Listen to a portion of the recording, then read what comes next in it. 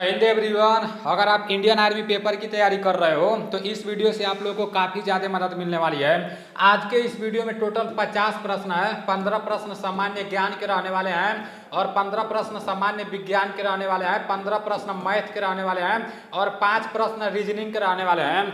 तो ये वीडियो पूरा प्रैक्टिस सेट होने वाला है, ठीक है ना। 50 प्रश्न समाप्त होने के बाद लास्ट में ईमानदारी पूर्वक से कमेंट करके बताना कि 50 प्रश्नों में से आपका कितना प्रश्न सही हुआ है। मैं काफ़ी दिनों से देख रहा हूँ, सभी लोग नहीं बताते हैं कि मेरा इतना प्रश्न सही हुआ है। सभी लोगों को बताना है, ठीक है ना। इससे आप लोगों के अंदर एक आत्मविश्वास आएगा और जब आत्मविश्वास आएगा ना तो पढ़ने में मन लगेगा। इसलिए पूरा टेस्ट लगाना और पूरा लास्ट में जरूर बताना। अगर 30 से अधिक प्रश्न आपका सही हो रहा है ना तो आपका तैयारी बहुत अच्छा है।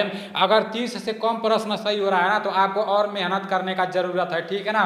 और जो भी प्रैक्टिस सेट लगवा रहा हूँ इसका पूरा प्ले लिस्ट बनाया हूँ। अगर पिछले वाला वीडियो आप लोग नहीं देखे हो, पिछले वाला प्रैक्टिस सेट नहीं लगाए हो तो प्ले लिस्ट में पूरा वीडियो आप लोगों को मिल जाएगा, पूरा चैप्टर मिल जाएगा।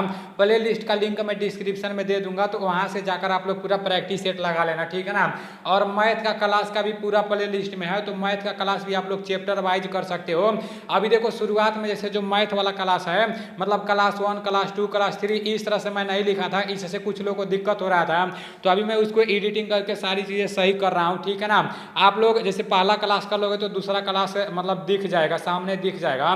तो इस तरह से मैथ का क्लास और ये वाला प्रैक्टिस सेट और जीके जीएस का जो 30 को मैं कराता था वो सारी चीज़ें आप लोगों को प्ले लिस्ट में मिल जाएंगी। तो वहाँ से आप लोग पूरा पिछले वाला वीडियो देख लेना, ठीक है ना।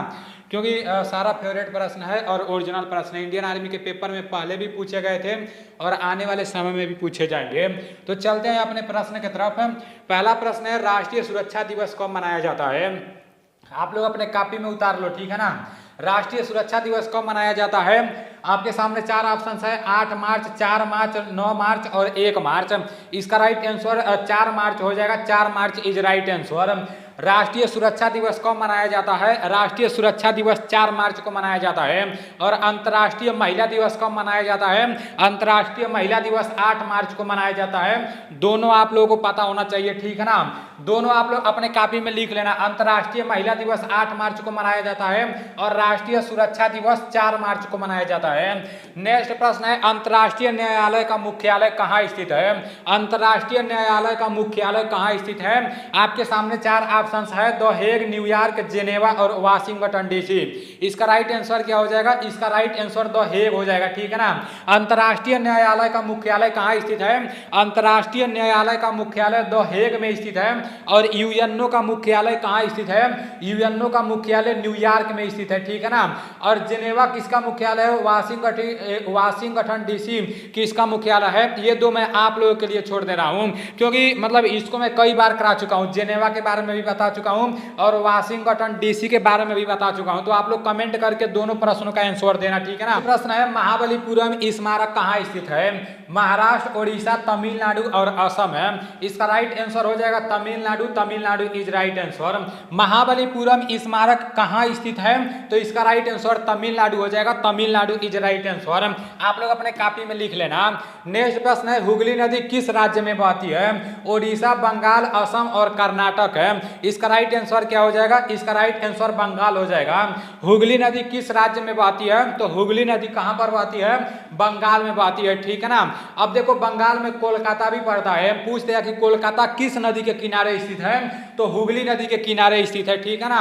हुगली नदी किस राज्य में बहती है? बंगाल में बहती है। और कोलकाता किस नदी के किनारे स्थित है? तो हुगली नदी के किनारे स्थित है। नेक्स्ट प्रश्न है, मणिपुरी शास्त्रीय नृत्य किस राज्य का है? मणिपुरी शास्त्रीय नृत्य किस राज्य का है? मणिपुर, असम, केरल और तमिलनाडु। इसका राइट आंसर क्या हो जाएगा? देखो नाम से ही लग रहा है, मणिपुरी शास्त्रीय नृत्य किस राज्य का है? तो ये मणिपुर हो जाएगा। Manipur is right answer. और जो शास्त्रीय नृत्य होता है वो असम का होता है, ठीक है ना। और केरल का शास्त्रीय नृत्य कौन कौन सा होता है? मोहिनी अट्टम होता है और एक कथकली होता है केरल का। और उत्तर प्रदेश का केरल होता है। और तमिलनाडु का क्या होता है, भरतनाट्यम होता है। सबसे पुराना शास्त्रीय नृत्य कौन सा है, तो भरतनाट्यम है, ठीक है ना। भरतनाट्यम कहाँ का शास्त्रीय नृत्य है, तो ये तमिलनाडु का है, ठीक है ना। ये आप लोगों को पता होना चाहिए। नेक्स्ट प्रश्न है सबसे कम जनसंख्या घनत्व वाला राज्य कौन सा है। ये तो बिल्कुल भी आप लोगों को पता होना चाहिए, मोस्ट इंपॉर्टेंट प्रश्न है। सबसे कम जनसंख्या घनत्व वाला राज्य कौन सा है, बिहार, अरुणाचल प्रदेश, हरियाणा और असम है। इसका राइट आंसर क्या हो जाएगा, इसका राइट आंसर अरुणाचल प्रदेश हो जाएगा। Arunachal Pradesh is right answer. जनसंख्या घनत्व का मतलब पता है क्या होता है, अगर पूछ देगा कि सबसे ज्यादा जनसंख्या घनत्व वाला राज्य कौन सा है, तो सबसे ज्यादा जनसंख्या घनत्व वाला राज्य बिहार होता है। दोनों आप लोगों को पता होना चाहिए। सबसे ज्यादा जनसंख्या घनत्व वाला राज्य बिहार होता है और सबसे कम जनसंख्या घनत्व वाला राज्य अरुणाचल प्रदेश होता है। जनसंख्या घनत्व का मतलब ये होता है कि कम जगह में ज्यादा लोगों का रहना।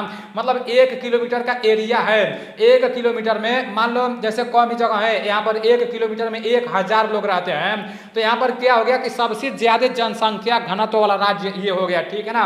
और यहीं पर दूसरा राज्य है, यहाँ पर 1 किलोमीटर के एरिया में सिर्फ 5 लोग रहते हैं, तो ये क्या हो गया कि सबसे कम जनसंख्या घनत्व वाला राज्य, ठीक है ना।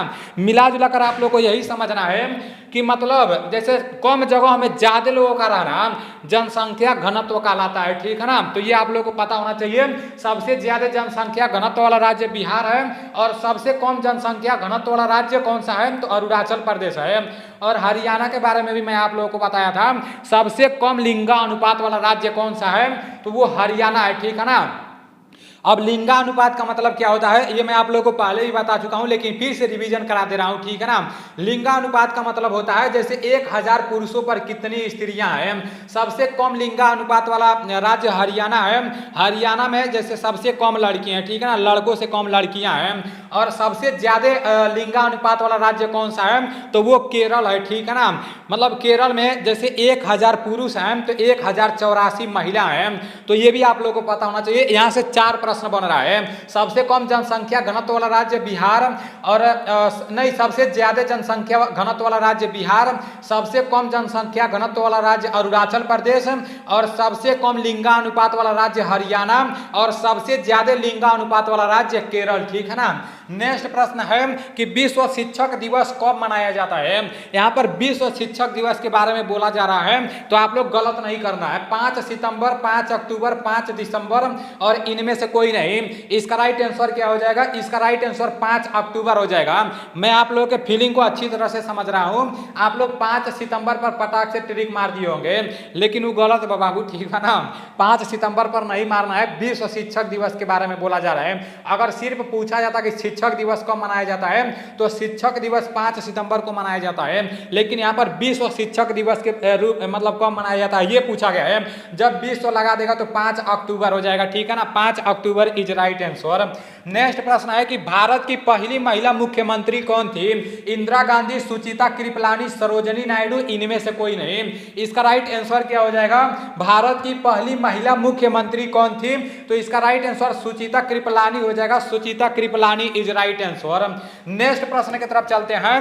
नेक्स्ट प्रश्न है राजीव गांधी खेल रत्न पुरस्कार का नया नाम क्या हो गया है। देखो मोस्ट इंपॉर्टेंट प्रश्न है, ठीक है ना। राजीव गांधी खेल रत्न पुरस्कार का नया नाम क्या हो गया है। ऐसा प्रश्न जितना भी बनेगा ना, वो सारा प्रश्न आप लोगों को देखने को मिल जाएगा, क्योंकि रौनक भाई पूरा पीडीएफ तैयार कर रहा है। जैसे एक टॉपिक से जितना भी प्रश्न बनता है, तो रौनक भाई पूरा का पूरा एक टॉपिक से 50 प्रश्न बनता है, तो 50 प्रश्न इकट्ठा कर रहा है। अभी 2-3 टॉपिक का इकट्ठा कर लिया है। वो बोल रहा था कि मतलब जैसे 5-6 टॉपिक का जब इकट्ठा कर लूंगा तो रेगुलर आप लोग को जैसे दोपहर में उसका रखेंगे, ठीक है ना। दोपहर में वो वीडियो आप लोग को देखने को मिलेगा, ठीक है ना। और उससे आप लोग को बहुत ज़्यादा बेनिफिट मिलेगा, बहुत ज़्यादा बेनिफिट मिलेगा। क्योंकि मान लो इसरो है, तो इसरो के बारे में 50 प्रश्न बनते हैं, तो 50 प्रश्न जब आप लोगों को देखने को मिल जाएंगे और उसको बार बार रिवीजन कराते रहूंगा ना, तो कोई भी पेपर देने जाओगे, चाहे एसएससी का, चाहे इंडियन आर्मी का, तो उसमें से एक प्रश्न बनना है तो बनना है, और आपके एक प्रश्न फिक्स हो जाएंगे। बस आप लोग को साथ में जुड़े रहना है, ठीक है ना। और जो भी मटेरियल दे रहे हैं उसको पढ़ना है, याद करना है, तभी कुछ होगा, ठीक है ना। तो राजीव गांधी खेल रत्न पुरस्कार का नया नाम क्या हो गया है, नरेंद्र मोदी, मेजर ध्यानचंद, अरुण जेटली और अब्दुल कलाम। इसका राइट आंसर क्या हो जाएगा? राजीव गांधी खेल रत्न पुरस्कार का नया नाम मेजर ध्यानचंद हो गया है। Major Dhyanchand is right answer, copy में लिख लेना, लेटेस्ट वाला प्रश्न है, ठीक है ना। नेक्स्ट प्रश्न है, आंध्र प्रदेश की राजधानी अमरावती से बदलकर नई राजधानी कहाँ होगी? तो इसका राइट आंसर क्या होगा? मछलीपट्टनम और काकीनाडा, विजयवाड़ा और विशाखापट्टनम। इसका राइट आंसर विशाखापट्टनम हो जाएगा। Visakhapatnam is right answer. Andhra Pradesh की राजधानी अमरावती से बदलकर मतलब उसका राजधानी का नाम क्या बना दिया गया है? तो ये विशाखापट्टनम हो जाएगा, ठीक है ना। Visakhapatnam is right answer, Visakhapatnam कर दिया गया है। नेक्स्ट प्रश्न है, सूरत किस नदी के किनारे स्थित है? सूरत किस नदी के किनारे स्थित है? यमुना, ब्रह्मपुत्र, ताप्ती और मूसी। इसका राइट आंसर क्या हो जाएगा? सूरत किस नदी के किनारे स्थित है? तो सूरत ताप्ती नदी के किनारे स्थित है, Tapti is right answer. Delhi किस नदी के किनारे स्थित है? दिल्ली यमुना नदी के किनारे स्थित है। ये तो मैं आप लोग को याद करा ही दिया हूं।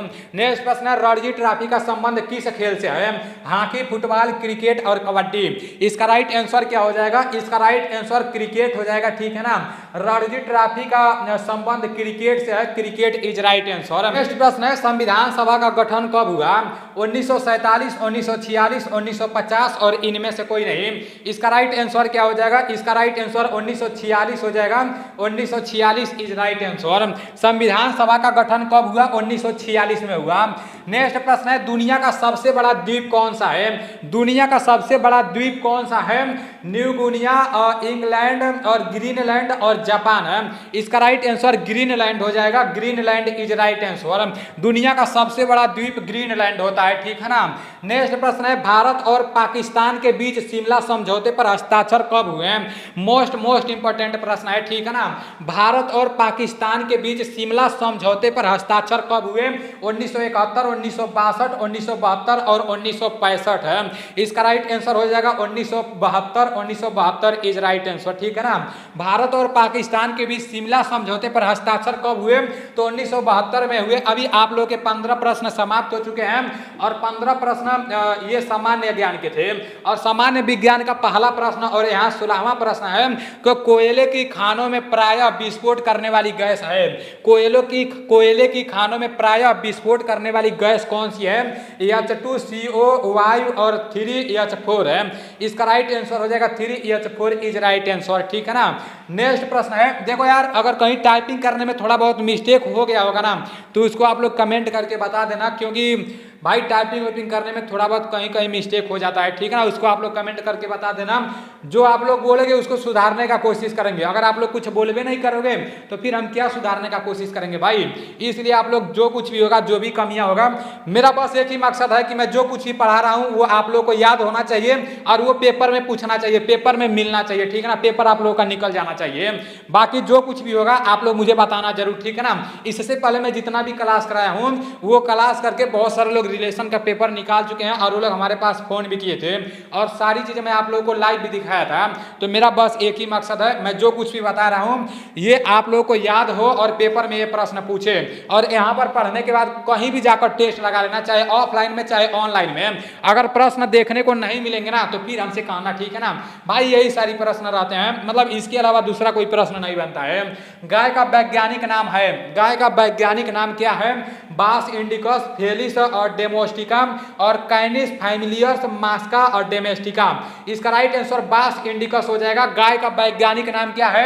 तो बास इंडिकस हो जाएगा। बास indicus is right answer. Next प्रश्न की तरफ चलते हैं। नेक्स्ट प्रश्न है कि गाजर में कौन सी विटामिन पाई जाती है? विटामिन से एक प्रश्न इंडियन आर्मी के पेपर में पूछे जाते हैं, तो सभी विटामिन के बारे में आप लोग को पता होना चाहिए। गाजर में कौन सी विटामिन पाई जाती है? Vitamin A, vitamin B, vitamin C और विटामिन डी। इसका राइट आंसर विटामिन ए हो जाएगा। विटामिन ए में जैसे गाजर में कौन सी विटामिन पाई जाती है? तो गाजर में विटामिन ए पाई जाती है। आप लोग अपने कॉपी में लिख लो, ठीक है ना। नेक्स्ट प्रश्न है, टिबिया नामक हड्डी कहाँ पाई जाती है? कान में, जांघ में, पैर में और नाक में। इसका राइट आंसर क्या हो जाएगा? टिबिया नामक हड्डी कहां पर पाई जाती है? मोस्ट इंपॉर्टेंट प्रश्न है, बहुत बार इंडियन आर्मी के पेपर में प्रश्न पूछे जा चुके हैं। तो टिबिया नामक हड्डी पैर में पाई जाती है, ठीक है ना। और जैसे जो फीमर है वो कहाँ पर पाई जाती है? शरीर की सबसे बड़ी हड्डी का नाम क्या है? फीमर है, ठीक है ना। और फीमर जो हड्डी है वो कहाँ पर पाई जाती है? तो वो जांघ में पाई जाती है। और कान में कौन सा हड्डी पाया जाता है? स्टेपिज पाया जाता है, जो कि शरीर की सबसे छोटी हड्डी है, ठीक है ना। सबसे छोटी हड्डी का नाम क्या है? स्टेपिज है। और वो स्टेपिज कहाँ पर पाया जाता है? स्टेपिज कान में पाया जाता है, ठीक है ना। और टिबिया नामक हड्डी कहाँ पर पाई जाती है? तो टिबिया नामक हड्डी पैर में पाई जाती है। और जांघ में कौन सी हड्डी पाई जाती है? तो जांघ में फीमर नामक हड्डी पाई जाती है। कान में हड्डियों की संख्या कितनी होती है? तो कान में हड्डियों की संख्या 6 होती है। इस बार इंडियन आर्मी के पेपर में प्रश्न पूछा गया था, ठीक है ना। एक कान में 3 हड्डी होती है और एक कान में 3 हड्डी होती है, ठीक है ना। चेहरे में टोटल कितनी हड्डियां होती हैं? तो 14 होती हैं और 8 वो खपड़ोई में होता है, तो टोटल मिलाकर 22 को होता है, ठीक है ना। ये सारी चीजें आप लोगों को पता होना चाहिए। नेक्स्ट प्रश्न की तरफ चलते हैं। मानव शरीर में यूरिया का उत्सर्जन कौन सा अंग करता है? मानव शरीर में यूरिया का उत्सर्जन कौन सा अंग करता है? यकृत, वृक्क और हृदय और फेफड़े। इसका राइट आंसर क्या हो जाएगा? इसका राइट आंसर वृक्क हो जाएगा। वृक्क इज राइट आंसर। मानव शरीर में यूरिया का उत्सर्जन कौन सा अंग करता है? तो वृक्क करता है। वृक्क इज राइट आंसर। नेक्स्ट प्रश्न है, पृष्ठ तनाव का मात्रक क्या है? न्यूटन प्रति मीटर, न्यूटन प्रति मीटर स्क्वायर, न्यूटन और पास्कल है। इसका राइट आंसर हो जाएगा न्यूटन प्रति मीटर, ठीक है। न्यूटन प्रति metre is right answer. Next प्रश्न है, पदार्थ की चौथी अवस्था है। पदार्थ की चौथी अवस्था क्या है? तो ठोस, द्रव, गैस और प्लाज्मा। तो ये तो तीन तो आप लोग पढ़े ही होंगे, बार बार ये देखने को मिलता है, ठोस, द्रव, गैस, लेकिन प्लाज्मा आप लोग जल्दी देखने को नहीं आप लोगों को मिलता होगा। तो पदार्थ का चौथा अवस्था कौन सा है? प्लाज्मा है। Plasma is right answer. Next प्रश्न है कि वायुमंडल में सर्वाधिक मात्रा में पाई जाने वाली गैस है। वायुमंडल में सबसे ज्यादा गैस कौन सी पाई जाती है? ये आप लोगों को पता होना चाहिए। नाइट्रोजन, हाइड्रोजन, ऑक्सीजन और आर्गन है। ये नॉर्मल प्रश्न है, ये तो आप सभी लोगों को पता होना चाहिए। तो नाइट्रोजन पाया जाता है, ठीक है ना। वायुमंडल में सबसे ज्यादा गैस कौन सा पाया जाता है? तो वायुमंडल में सबसे ज्यादा गैस नाइट्रोजन पाया जाता है। नाइट्रोजन कितना प्रतिशत पाया जाता है? तो नाइट्रोजन 78% पाया जाता है, ठीक है ना। और ऑक्सीजन कितना पाया जाता है? ये मैं आप लोगों के ऊपर छोड़ रहा हूं। कार्बन डाइऑक्साइड कितना पाया जाता है? ये भी मैं आप लोगों के ऊपर छोड़ रहा हूं। तो दोनों आप लोगों को बताना है कि वायुमंडल में ऑक्सीजन का मात्रा कितना होता है और कार्बन डाइऑक्साइड का मात्रा कितना होता है, ठीक है ना। और नाइट्रोजन का मैं आप लोगों को बता दिया हूं 78% होता है। देखो, जब तक आप लोग सर्च मारकर और जैसे प्रश्न को 1-2 बार देखोगे नहीं ना, तब तक आप लोग के अंदर कॉन्फिडेंस नहीं आएगा। धीरे धीरे पढ़ते रहो। एक बार में देख कर करोगे, 2 बार में देख कर करोगे, 3 बार देख कर करोगे, 4था बार में देख कर करोगे, लेकिन एक समय ऐसा आएगा कि ये पूरा प्रश्न आपके दिमाग में सेट रहेगा, ठीक है ना। संघर्ष करना पड़ेगा मेरे भाई, संघर्ष करते रहो, ठीक है ना। नेक्स्ट प्रश्न है, फ्यूज तार टांका किसकी मिश्र धातु है? फ्यूज तार टांका किसकी मिश्र धातु है? तांबा व जिंक, लेड व सीसा, टीन व कॉपर, निकल व तांबा जिंक। इसका राइट आंसर क्या हो जाएगा? इसका राइट आंसर लेड व सीसा हो जाएगा। लेड व सीसा इज राइट आंसर। नेक्स्ट प्रश्न की तरफ चलते हैं। कार की बैटरी में भरा जाने वाला अम्ल है। कार की बैटरी में भरा जाने वाला अम्ल कौन सा है? H2SO4, HNO2 और HCl और HF है। इसका राइट आंसर क्या हो जाएगा? इसका राइट आंसर H2SO4 हो जाएगा, ठीक है ना। कार की बैटरी में भरा जाने वाला अम्ल कौन सा है? तो कार की बैटरी में भरा जाने वाला अम्ल H2SO4 है, ठीक है ना। नेक्स्ट प्रश्न की तरफ चलते हैं। चींटी के डंक में कौन सा अम्ल पाया जाता है? यहाँ पर मैं लिख दे रहा हूं, इस बार जो इंडियन आर्मी का पेपर होगा उसमें ये प्रश्न पूछा जाएगा। 110% लिख दे रहा हूं, ठीक है ना। आप लोग देख लेना, क्योंकि इस बार जो इंडियन आर्मी का पेपर हुआ है हर शिफ्ट में ये प्रश्न पूछा गया है, हर शिफ्ट में। अब पता नहीं इंडियन आर्मी वालों का इससे क्या नाता रिश्ता है, ये मुझे नहीं पता है, लेकिन हर शिफ्ट में ये प्रश्न पूछा जा रहा था, इसलिए इसको आप लोग याद कर लेना। इसको तो आप लोग बिना याद किए नहीं छोड़ना, ठीक है ना। चींटी के डंक में कौन सा अम्ल पाया जाता है? सल्फ्यूरिक अम्ल, नाइट्रिक अम्ल, फार्मिक अम्ल, इनमें से कोई नहीं। इसका राइट आंसर फार्मिक अम्ल हो जाएगा। फार्मिक अम्ल इज राइट आंसर, ठीक है ना। चींटी के डंक में कौन सा अम्ल पाया जाता है? तो चींटी के डंक में फार्मिक अम्ल पाया जाता है। नेक्स्ट प्रश्न है, प्राकृतिक रबड़ किसका बहुलक है? प्राकृतिक रबड़ किसका बहुलक है? नियोप्रीन और आइसोप्रीन, क्लोरोप्रीन और इनमें से कोई नहीं। इसका राइट आंसर हो जाएगा आइसोप्रीन। देखो जो प्रश्न आप लोगों को नया यहाँ पर दिख रहा होगा ना, उसको आप लोगों को अपने कॉपी, आप जो अपना नोट बनाए हो, नोटबुक बनाए हो, मतलब जो पहला पेज है ना, जो दफ्ती होता है, उसी पर उसको लिख लो। आपके दफ्ती पर कम से कम 100 प्रश्न तो आ ही जाएंगे। तो जो नया दिख रहा है, जो आप कभी देखे ही नहीं हो, अपने जैसे जो नोट बनाए हो फ्रंट पर लिख लो, और जैसे ही उसको खोलो ना तो 2-3 बार उसको पढ़ लो, याद नहीं करो, बस 2-3 बार पढ़ लो और एक बार उसके बारे में सोच लो। ऐसे जब करोगे ना तो मतलब 10 दिन करोगे, 12 दिन करोगे, 13 दिन करोगे, 14 दिन करोगे, 15 दिन करोगे, 1 महीना करोगे, लेकिन एक समय ऐसा आएगा कि जो सबसे हार्ड प्रश्न है, जो सबसे कठिन प्रश्न है, वो आपके दिमाग में सेट हो जाएगा। तो ऐसा आप लोगों को करना है, ठीक है ना। जितना भी हार्ड प्रश्न दिख रहा है उसको अलग लिखना है और बस आप लोगों को पढ़ना है। मैं आप लोगों को याद करने के लिए नहीं बोल रहा हूँ, पढ़ना है और थोड़ा सा उसके बारे में सोचना है। अपने दिमाग पर ज्यादा प्रेशर नहीं देना है। एक दिन में नहीं याद होगा तो परेशान नहीं होना, ठीक है ना। एक दिन में किसी को भी नहीं याद होता है, चाहे कोई IAS हो, चाहे कोई PCS हो, मतलब वो लोग बहुत ज्यादा पढ़ते हैं, बहुत ज्यादा पढ़ते हैं। तो ऐसे आप लोगों को भी करना है, ठीक है ना। नेक्स्ट प्रश्न है कि दूध किस प्रकार की कोई कोलाइडी है, बिलियन है। दूध किस प्रकार का कोलाइडी बिलियन है? एरोसाल और पायस और फार्म और सॉल है। इसका राइट आंसर पायस हो जाएगा, पायस इज राइट आंसर। नेक्स्ट प्रश्न की तरफ चलते हैं। नेक्स्ट प्रश्न है पौधे प्रकाश संश्लेषण की क्रिया में कौन सी गैस काम में लेते हैं? O2, CO2 और N2 और SO2। इसका राइट आंसर हो जाएगा CO2, CO2 is right answer, ठीक है ना। अपने कॉपी में इस प्रश्न को लिख लेना। नेक्स्ट प्रश्न है और लास्ट प्रश्न है कि नील आर्मस्ट्रांग किस देश के निवासी हैं? नील आर्मस्ट्रांग किस देश के निवासी हैं? तो रूस, अमेरिका, भारत और जापान है। इसका राइट आंसर क्या हो जाएगा? इसका राइट आंसर अमेरिका हो जाएगा, अमेरिका इज राइट आंसर। अभी आप लोग के सामान्य ज्ञान के 15 प्रश्न समाप्त हो चुके हैं, सामान्य विज्ञान के 15 प्रश्न समाप्त हो चुके हैं। अब मैथ के 15 प्रश्न बीसू सर कराने जा रहे हैं और प्लस रीजनिंग के 5 प्रश्न बीसू सर कराने जा रहे हैं। संख्याओं का योग 14 है और गुणनफल 48 है, तो छोटी संख्या बताओ। ऐसा पेपर में बहुत बार आपके क्वेश्चन देखने को मिल गया कि दो संख्याओं का योग मतलब x प्लस वाई करते हैं तो 14 मिलेगा और x गुणा वाई करा तो 48 मिलता है। x प्लस वाई किया तो 14 मिला और x गुणा वाई किया तो 48 मिला। तो करना क्या है, बस इस 14 के टुकड़े तोड़ लो। देखो इस 14 के टुकड़े तोड़ लो। 1 और 13 14 होते हैं और 13 का 1 में गुणा नहीं बनेगा भाई। फिर इसका टुकड़ा तोड़ लो, इसका टुकड़ा सेकंड टुकड़ा क्या होगा? 2 और 12 और 2 14 और 12 दूनी 24, फिर 3 और 11 नहीं बनेगा, 11 तिया 33, 4 और 10, 11 10 4 40, 5 और 5 के बाद 9 और 5 14, 9 पंजे 45 और ये बना 6 और 8। 6 और 8 क्या हुआ? 6 में 8 जोड़ा तो 14 हुआ और 6 का 8 से गुणा किया, 6 8 48। कोई ज़्यादा बड़ी संख्या नहीं आएगी, ये छोटी सी संख्या आएगी। क्या करा देखो, संख्या क्या है? 6 और 8 है। 6 और 8 जोड़ा तो 14 और 6 का 8 से गुणा करिया 48। तो इसने पूछ लिया छोटी संख्या, तो ए ऑप्शन क्या है दोस्तों आपका सही है। चलते हैं नेक्स्ट क्वेश्चन पर कि 0 पॉइंट, भाई ये पॉइंट नहीं है, यहाँ पर 0.000 और 2, फिर क्या 0.02।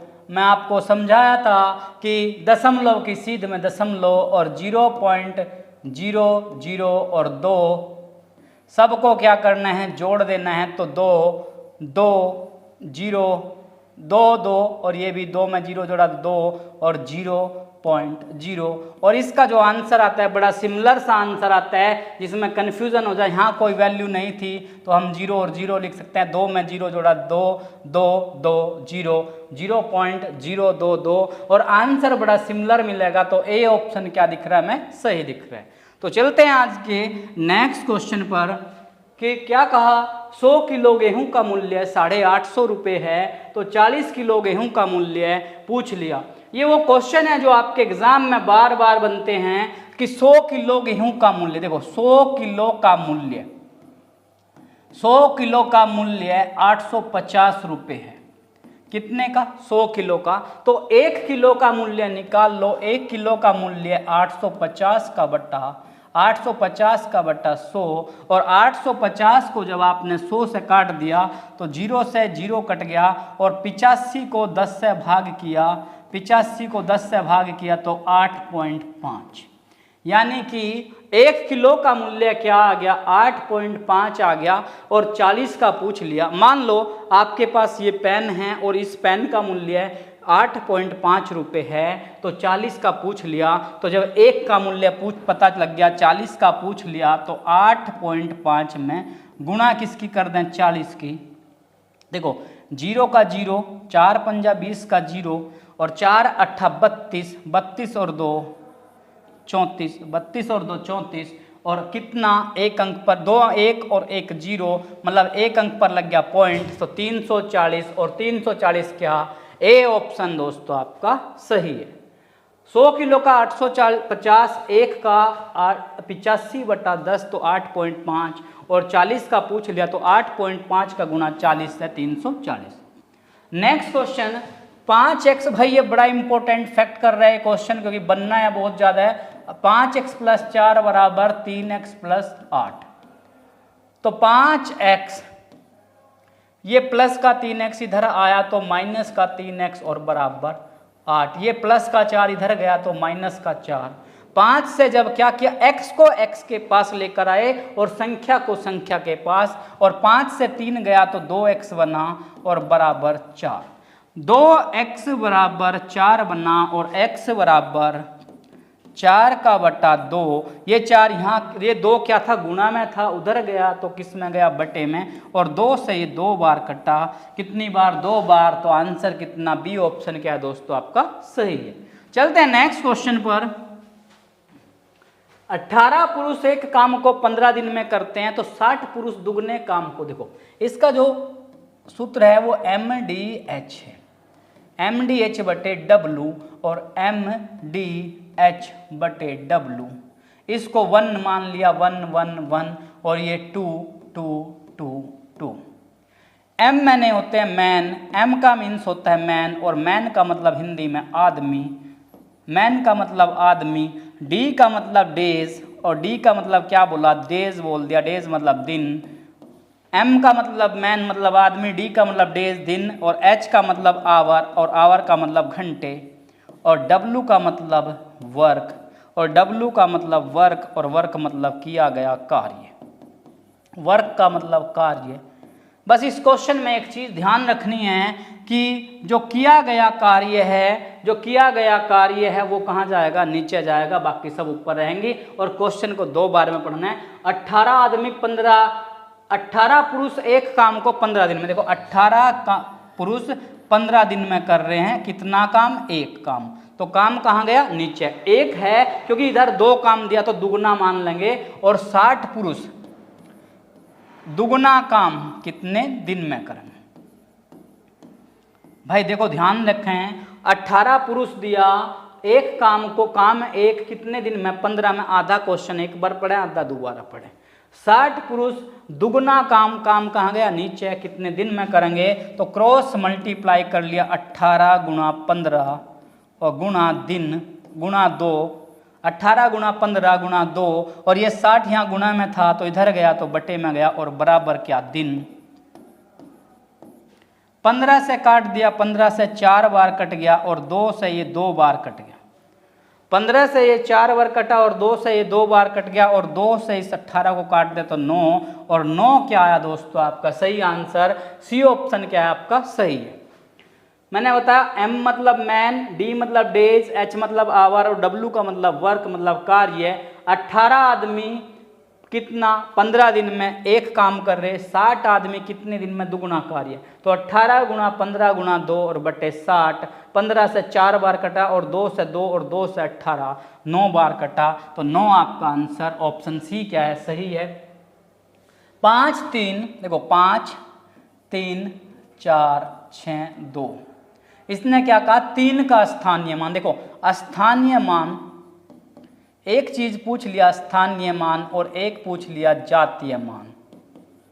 स्थानीय मान और जातीय मान, देखो किसी भी संख्या का स्थानीय मान अगर पूछता है, किसी भी संख्या का अगर स्थानीय मान पूछा, इतनी बड़ी संख्या दी और पूछा किसका 3 का, तो ये लिख लो 3 और 3 के बाद जितने अंक उतनी 0। क्या किया, ये 3 दिया, किसका पूछ लिया, 3 का स्थानीय मान और जातीय मान का योग।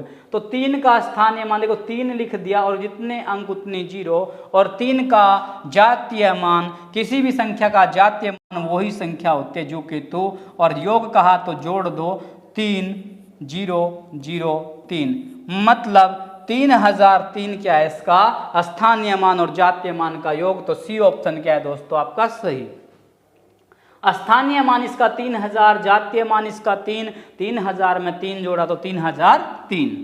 नेक्स्ट क्वेश्चन क्या कहा, किस वार्षिक दर से 500 रुपए का 4 वर्ष का साधारण ब्याज 40 रुपए हो जाता है। देखो अगर आप डायरेक्ट सूत्र में रखते हैं तो सूत्र में रख लें, साधारण ब्याज बराबर होता है, साधारण ब्याज बराबर मूलधन गुणा दर। एक ही फॉर्मूला याद करना है, इसमें ज़्यादा फॉर्मूले की जरूरत नहीं है। साधारण ब्याज गुणा मूलधन गुणा दर गुणा समय और बटे 100, और अब जो वैल्यू दी आपसे उस वैल्यू को लिख दें। साधारण ब्याज का मान दिया 40, मूलधन दिया 500, क्यों देख लो आप खुद चेक कर लो किस दर से 500 रुपए का, तो 500 क्या आ गया मूलधन, और दर पूछ लिया आपसे, और समय दिया कितना 4 वर्ष, और बटे में क्या गया 100, बटे में क्या गया 100। तो 2 0 से 2 0 कट गया, 2 0 से 2 0 कट गया तो 40 बचा, और बराबर 5 का 4 से गुणा किया, 5 का 4 से गुणा किया 20 गुणा दर, और ये 20 यहाँ कहाँ है गुणा में, और ये कहाँ गया 40 के बटे में गया, 40 का बटा 20, और 20 से कटा 2 बार, 20 से कटा कितनी बार 2 बार, तो 2% आपका दोस्तों क्या है सही आंसर। साधारण ब्याज बराबर मूलधन गुणा दर गुणा समय बटा 100, ब्याज के स्थान पर 40, मूलधन कितना 500, दर बतानी, समय 4 और बटे 100। 2 0 से 2 0 कट, 5 की गुणा 4 में 5 चौक 20, ये 20 गुणा में था इधर आया तो बटे में गया, और 40 को जब 20 से भाग किया तो 2 आया। चलते हैं नेक्स्ट क्वेश्चन पर।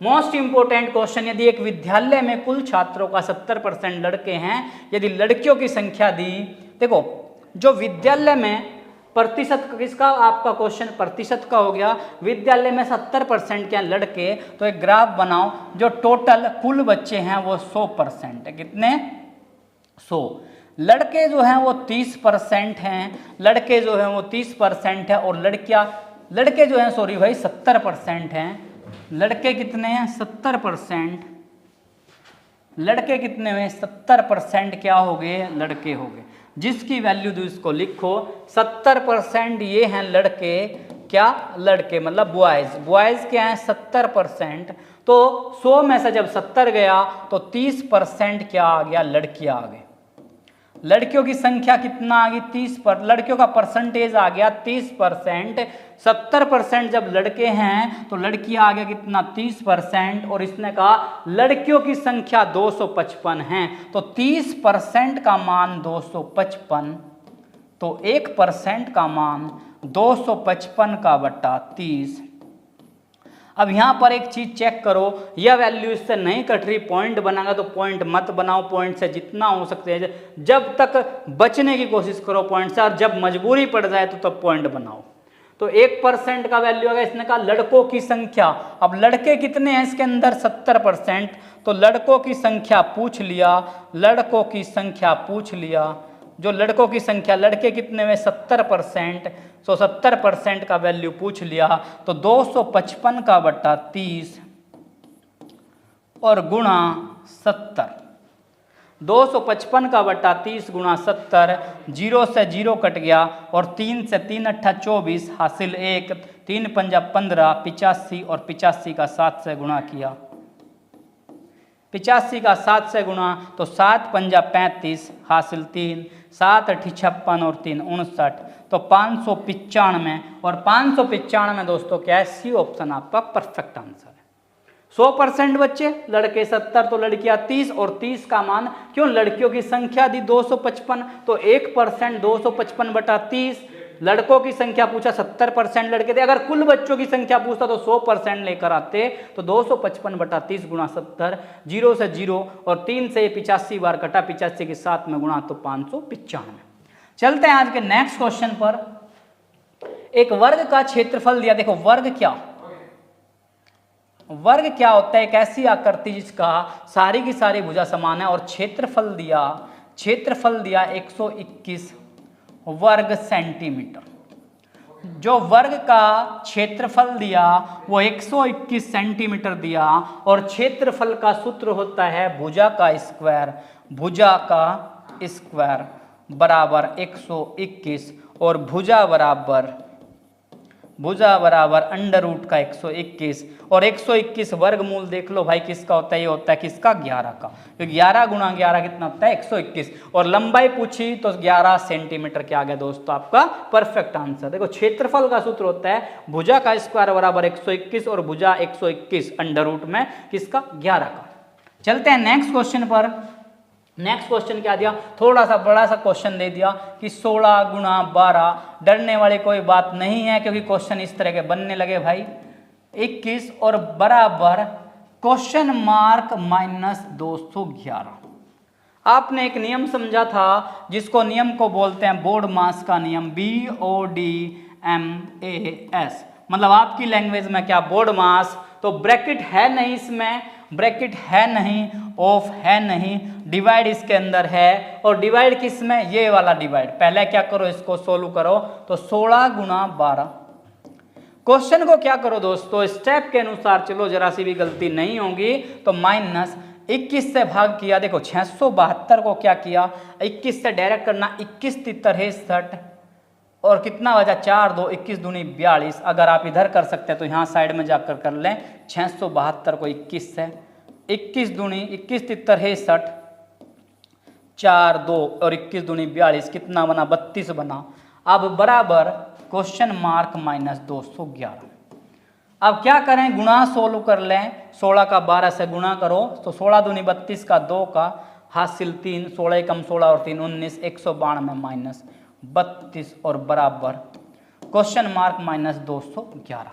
अब यहाँ तक भी सोल्व हो गया। इसको सोल्व करने के बाद क्या करें, 192 में से 32 घटाया तो 2 में से 2 0, और 9 से 3 तो 6, 160। ये माइनस का ये बराबर क्वेश्चन मार्क माइनस 211। संख्या को क्या लेंगे हम, संख्या के पास ये माइनस का 211 इधर आया तो प्लस का 211, तो 160 में क्या करा, प्लस करा 211, तो 1 6 और 1 7, 2 और 1 3, तो मतलब क्या 371। तो मतलब बी ऑप्शन क्या है दोस्तों आपका क्लियर। भाई इतना बड़ा अगर क्वेश्चन दिया तो अगर स्टेप के अनुसार आप क्वेश्चन पर चल रहे हो तो गलत होने के चांस नहीं होंगे। सबसे पहले ब्रैकेट नहीं है, ऑफ नहीं है, डिवाइड किया, 672 को 21 से तो 32 आया। इसके बाद क्या किया, गुणा किया, 16 का 12 से गुणा तो 192 आया, 192 से 32 घटाया तो 160 आया। ये माइनस का 211 था, इधर आया प्लस का हुआ तो 160 में 211 जोड़े 371।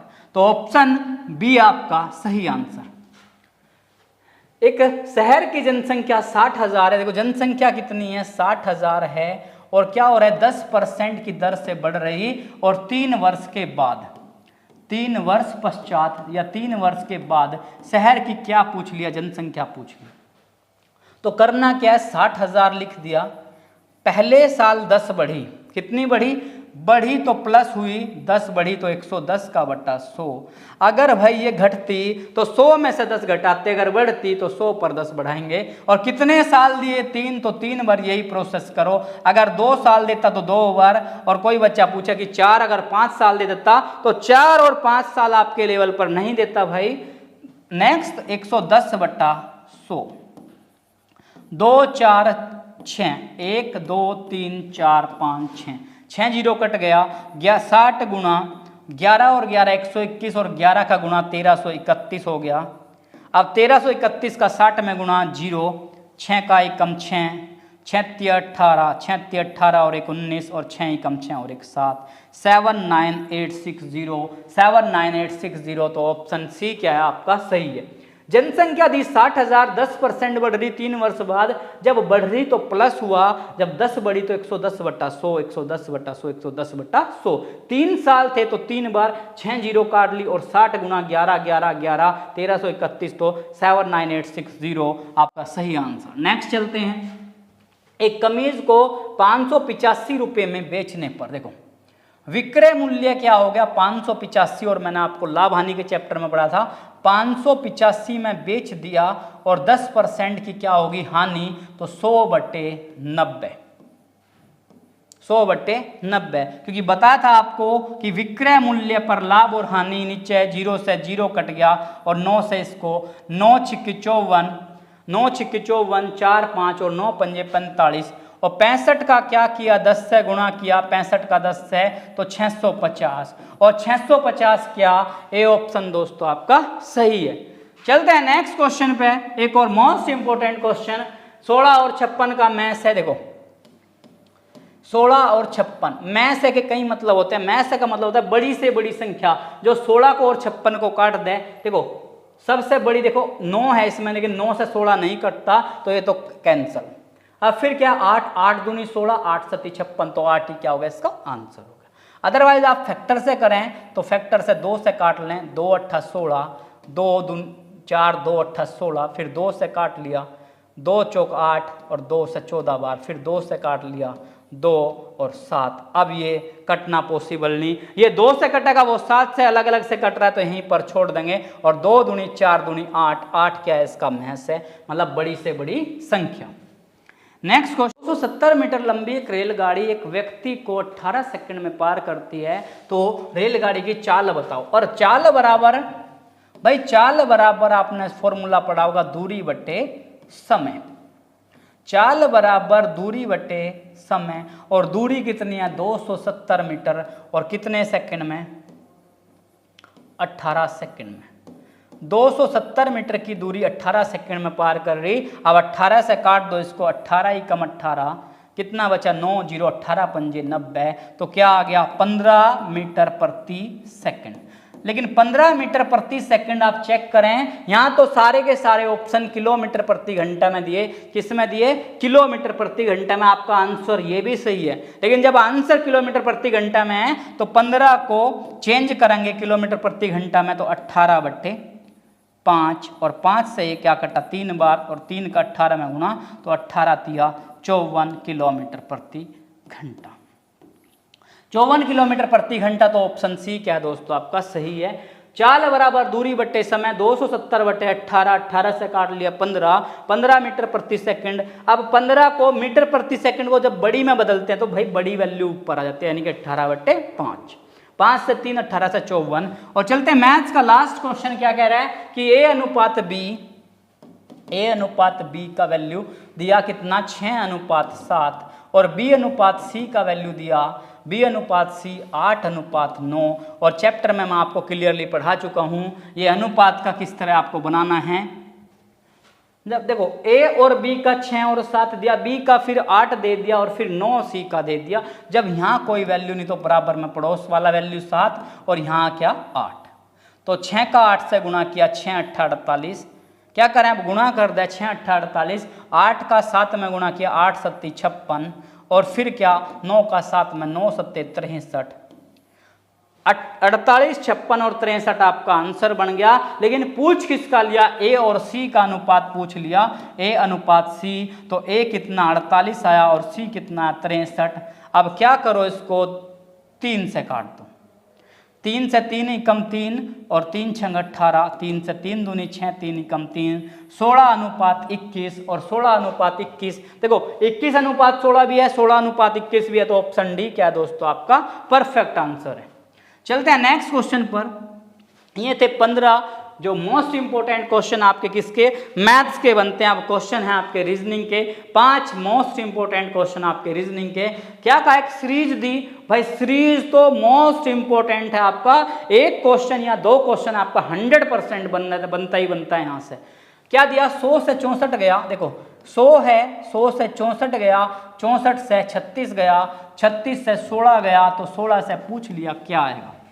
अब देखो एक चीज चेक करो, एक सीरीज का अंतर जो है अलग अलग आ रहा है, बड़ा बड़ा डिफरेंस आ रहा है, लेकिन क्या है ये 10 का स्क्वायर है, 10 का स्क्वायर कितना 100, ये 8 का स्क्वायर 8 8 64, मैंने वर्गमूल वाले चैप्टर में आपको स्क्वायर पढ़ाए थे। ये 6 का स्क्वायर, 6 का स्क्वायर कितना 36, ये 4 का स्क्वायर, मतलब 10 के बाद क्या आया 8 आया, 8 से फिर 6 आया, 6 से फिर 4 आया, 4 से फिर क्या होगा 2 आएगा, क्यों सम संख्या चली हुई, और 2 का स्क्वायर किया तो 4, और 4 ऑप्शन डी क्या है दोस्तों आपका सही आंसर है।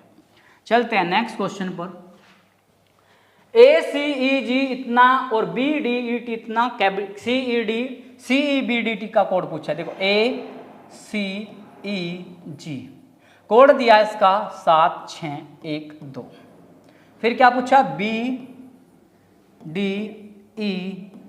और इसका कोड दिया कितना 4519। भाई ये क्वेश्चन दिया मोस्ट इंपोर्टेंट बन चुका है। अब क्या पूछ लिया CEBDT का कोड पूछ लिया। अच्छा एक चीज देखें, सी के नीचे क्या कितना 6, देखो यहाँ ई के नीचे कितना है 1 और यहाँ भी क्या है 1, यानी कि इन दोनों अक्षरों से ये एक अक्षर लिखना है। अब सी के नीचे कितना 6 और जो जिसके नीचे है वो लिख दें। अगर आप बराबर में लिखोगे भाई क्वेश्चन सोल्व होने में प्रॉब्लम हो सकती है, तो क्या करें नीचे लिख दें सी का कोड 6, ई के नीचे कितना 1 और बी के नीचे कितना 4 और डी का वैल्यू कितना 5 और टी का वैल्यू कितना 9, तो कितना आ गया आपका 6 1 4 5 9, 6 1 4 5 9, तो ऑप्शन सी क्या है दोस्तों आपका परफेक्ट आंसर है।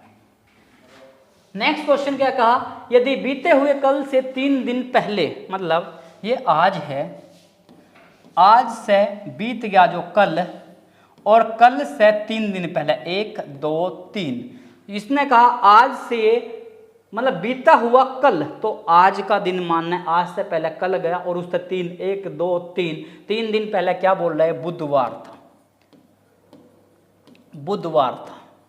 तो इसने क्या कहा आगामी कल से, आगामी कल मतलब आज का दिन और आज से कल और कल से अगला दिन, मतलब ये वैल्यू पूछ ली भाई। देखो आज से कल, कल से 3 दिन पहले, तो पहले आज का दिन पता हो हमें तभी तो उसकी वैल्यू निकालेंगे। तो इधर दिया बुधवार, तो बुध से अगला बृहस्पति, बृहस्पति से अगला दिन शुक्र, शुक्र से अगला शनि और शनि से अगला दिन क्या हुआ रविवार, और आज यानी कि क्या है रविवार है, आज क्या है रविवार है। तो इसने कहा आगामी कल, आज के बाद जो दिन आएगा, आज के बाद रविवार से अगला दिन क्या होता है सोमवार, और सोमवार से इसने पूछा अगला दिन क्या होगा, तो सोमवार से अगला दिन क्या हुआ मंगलवार, क्या हुआ मंगलवार, और मंगलवार दोस्तों क्या है डी ऑप्शन क्या है दोस्तों आपका सही है।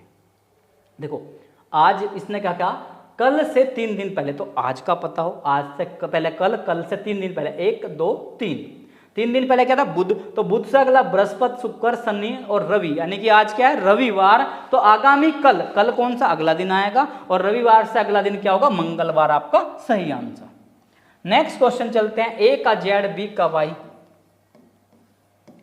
बी का वाई और सी का एक्स। तो नेक्स्ट का देखो ए से अगला अक्षर बी, बी से अगला सी, तो सी से अगला क्या होगा भाई डी आएगा, क्या होगा डी।